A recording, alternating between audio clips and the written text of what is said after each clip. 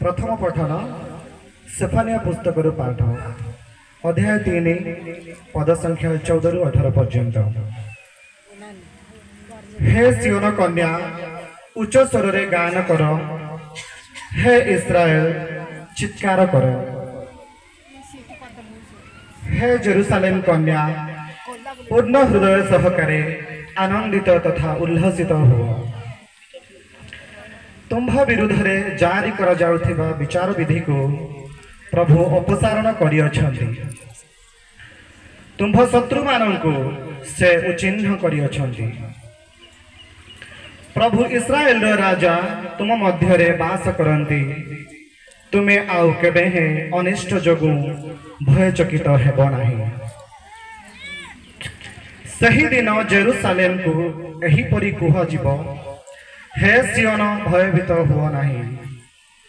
तुम्भ हस्त गुड़ी को दुर्बल हेबा पाई दियो नाही। जिए जयदान करुथिबा जने योद्धा सही प्रभु तुम्भ ईश्वर तुम्भ मध्य रे अवस्थान करियछन्ति। संतोष पूर्वक से तुम संबंध रे आनंदित हेबे। ताहांक स्नेह रे से तुम्भंकु पुनस्स्थापन करिबे।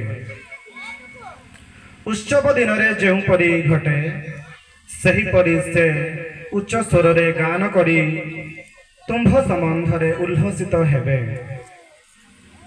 मु तुम्भ ठारू विपद अपसारण करिबी, फल रे तुमे सेथि जगु निंदित हेबो नाही। एहा ईश्वरंकर वाक्य। ईश्वर को धन्यवाद।